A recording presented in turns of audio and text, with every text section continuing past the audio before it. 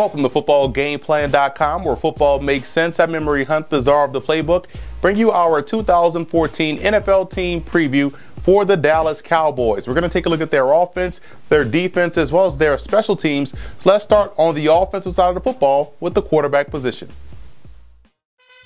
Tony Romo is a very good quarterback and has been one of the most consistent quarterbacks over the last 8 years. And physically, he has everything that you look for in a QB: athleticism, accuracy, and mobility. And all that aside, what kills Romo is situational football. His bad plays usually come at the most inopportune times. At 34 years old, you wonder if that's something he can change, but I'm willing to say he can't. Now, what the Cowboys can do, however, is minimize those risks in those situations by leaning a little bit more on the ground game. And I think that'll help Romo out as a result.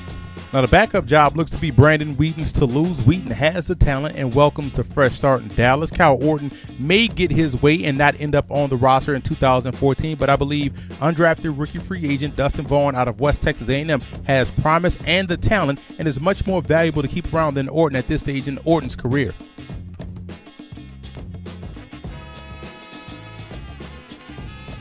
Talent has never been the issue with the Cowboys' backfield, more so than health has. DeMarco Murray was fairly healthy last year, playing in 14 games and going over 1,000 yards. And when he's out there, he's a difference maker, possessing a perfect blend of both power and balance. And there's talent behind him as well, with guys like Lance Dunbar, Joseph Randle, and Ryan Williams. Dunbar, while talented, hasn't proven to stay healthy, and Randle impressed late last season. And Ryan Williams, in my opinion, is a true wild card. If Williams is at 100%, he has first-round talent. At fullback, undrafted rookie free agent J.C. Copeland out of LSU, in my opinion, is much more of an asset than Tyler Klutz because of his ability as a single back in short yardage and goal line situations. So I look for Copeland to make the roster this season.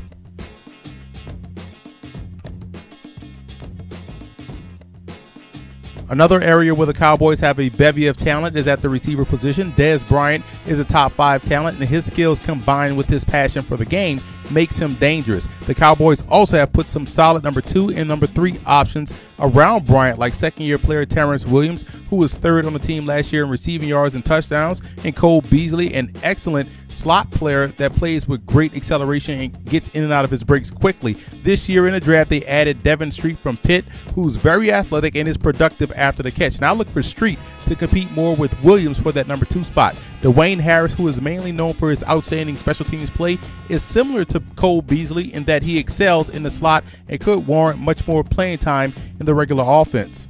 And I've always liked what I've seen out of Tim Benford, a guy that came in as an undrafted free agent out of Tennessee Tech, catches everything thrown his way, just needs the opportunity to get on the field. At tight end is future Hall of Famer Jason Witten, who was second on the team in receptions, yards, and touchdowns, and who's also Tony Romo's security blanket on third downs and in the red zone. Showing no signs of aging, Witten should easily make his 10th Pro Bowl appearance this year. Expect second-year player Gavin Escobar to be much more involved in the offense this time around, as he's a tremendous athletic option that can be moved around the formation. I also think that both James Hanna and undrafted rookie free agent Jordan Iver make good H-back blocking move-type players that could help out this offense.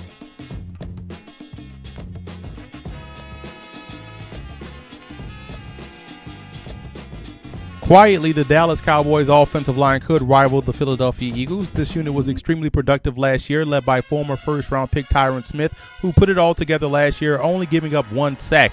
Many knocked the Travis Frederick selection in the first round, but he was an instant starter and a day-one impact player on both ends of offense. Doug Free put together one of his best seasons as a pro, and second-year player Darian Weems out of Oregon showed big-time ability as a swing tackle. On the interior, Ronald Leary made the most of his opportunity to start by putting together a solid season, while the other guard spot, the Cowboys are expecting first-round pick Zach Martin to step in and be the starter. At Notre Dame, Martin showed the ability to play both guard and tackle equally as effective. Now, Mackenzie Bernardo provides depth at the center position, and I'd also keep an eye on rookie undrafted free agent Brian Clark out of Bloomsburg as a candidate to make the roster, providing depth on the inside. In my opinion, the defensive line is the biggest question mark on the defensive side of the ball for the Cowboys. They were 27th versus the run and had problems getting to the quarterback. Now, if Anthony Spencer can return at 100%, that'll help the pass rush out a lot. In free agency, they lose future Hall of Famer DeMarcus Ware and Jason Hatcher, but added Jeremy Mincey and Henry Melton from the Chicago Bears. Now, Melton is coming off an injury, while Mincey has been a steady run defender his entire career. 3 young defensive ends could ultimately jumpstart this group, and that's 5th-year player George Selvey, whose impressive showing in the very first preseason game last year carried over to the regular season as he finished with 7 sacks. Tyrone Crawford missed the entire 2013 season with an Achilles injury, but at 100% he has the ability to play both defensive end as well as defensive tackle in certain packages. And rookie second-round pick DeMarcus Lawrence out of Boise State, who is a hybrid defensive end outside linebacker that showcased excellent pass rushing skills in college. Now, defensive tackle Nick Hayden is dependable, but the depth behind he and Melton is questionable at best.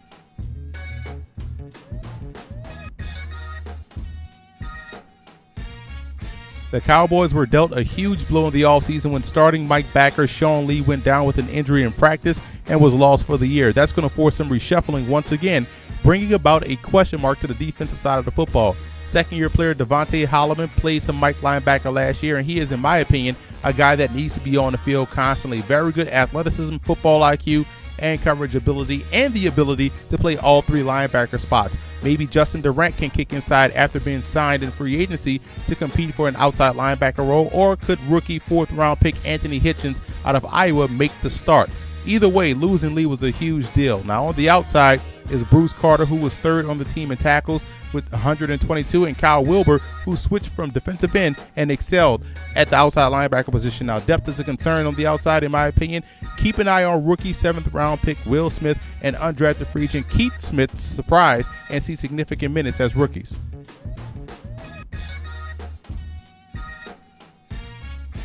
In the secondary, the lack of pass rush was partially to blame for the poor production. The other part was just flat-out ineffective play, especially at the safety position. Outside of Barry Church, who played well last year, there's plenty of question marks. The hope is that J.J. Wilcox, who was a 3rd-round pick last year, can step up and be a solid complement to Church. Second-year player Jakar Hamilton is a very athletic free safety with great range. Now, in the 7th round this year, the Cowboys drafted Ahmad Dixon out of Baylor, who's a big hitter and better closer to the line of scrimmage. On the corners, Morris Claiborne has to be able to raise his level of play. Otherwise, Orlando Scandrick, who played great in replace of Claiborne, will keep a stranglehold on one of the starting spots at corner. Brandon Carr is the other cornerback who was 2nd on the team in interceptions with 3. The staff is still expecting more out of Carr, but like I said before, their issues were tied to the lack of pass rush. Once that improves, the secondary will look a hell of a lot better.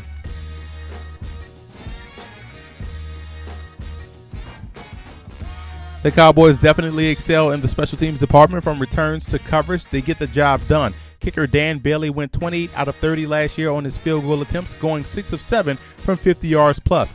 Punter Chris Jones averaged 45 yards a punt with good hang time, as opposing returners only were able to average 9 yards a return. At kickoff and punt returners, Dwayne Harris, who has the innate ability to rise to the occasion. Harris averaged 30 yards a kickoff return and brought 1 punt back to the house. Special teams will once again be a strong suit for the Cowboys in 2014.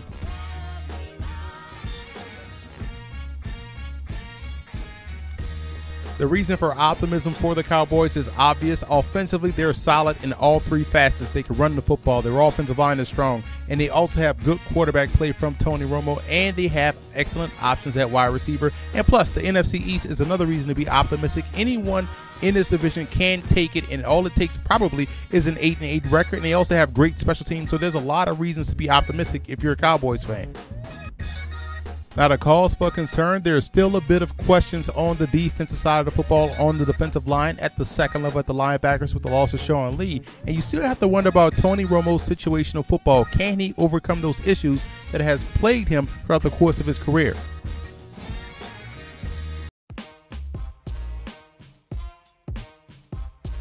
The road to the Super Bowl for the Cowboys goes as follows. Number 1, the defense goes from the 32nd ranked defense to 16. Remember, they don't have to be the best defense. They just can't be dead last in every statistical category. They have to get better, at least to the halfway point, in order for this team to move forward. And they have to close out those close games. The Cowboys were this close to making the playoffs last year if they were able to come away victorious in those close games. If they can close out those, I think they have a great chance of moving forward and getting into the playoffs. And they have to win situationally. Ball security, third down defense, protecting the football. They have to do those things in order to find themselves in the playoffs. And they have enough talent to even go further if they're able to get to the second season.